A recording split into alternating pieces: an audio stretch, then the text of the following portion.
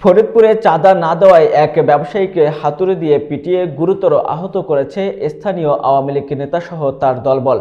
আহত ব্যবসায়ী দেলোয়ার ফকিরকে আশঙ্কাজনক অবস্থায় ফরিদপুর মেডিকেল কলেজ হাসপাতালে ভর্তি করা হয়েছে। বিস্তারিত দেখুন সাজ্জাদ হোসেনের প্রতিবেদনে। ফরিদপুরের দক্ষিণ তালমা ইউনিয়নে ঘটে যাওয়া এই নির্মম ঘটনায় আলোচনার কেন্দ্রবিন্দুতে রয়েছেন ইউনিয়ন আওয়ামী লীগের যুগ্ম সাধারণ সম্পাদক আবুল বাশার ফুকো। অভিযোগ অনুযায়ী চাঁদা না দেওয়ায় দেলোয়ার ফকিরকে তার দোকানে ঢুকে 7 থেকে 8 জন মিলে হাতুড়ি দিয়ে আঘাত করে। মাথা, হাত ও পায়ে গুরুতর আঘাতপ্রাপ্ত দেলোয়ারকে প্রথমে স্থানীয় হাসপাতালে নেওয়া হয়। পরে তার শারীরিক অবস্থা সংকটাপন্ন হলে ফরিদপুর মেডিকেল কলেজ হাসপাতালে পাঠানো হয়। এদিকে আহত ব্যবসায়ীর ছেলে সাগর ফকির নগরকান্দা থানায় একটি এজাহার দায়ের করেছেন। তবে এখনও এ ঘটনায় কোনো গ্রেফতার বা আইনগত ব্যবস্থা নেওয়ার খবর পাওয়া যায়নি। স্থানীয় বাসিন্দারা এ ঘটনার সুষ্ঠু বিচার দাবি করেছেন। 2 লাখ টাকা চাঁদা চাইছে, আমরা দেই নেই।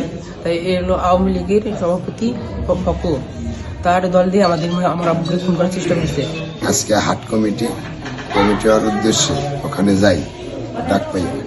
ওখানে যাই দেখি আওয়ামী লীগের লোকজনের নেতৃত্বে ফকু, আওয়ামী লীগের জয়েন্ট সেক্রেটারি তালমা ইউনিয়নের, তার নেতৃত্বে সভাতে আমি বাধা দেওয়াতে আমার আক্রমণ করে, আমার বিয়ে ঠেকাইতে যাই এবং তার সাথেও খারাপ ব্যবহার করে, তার মারধর করে।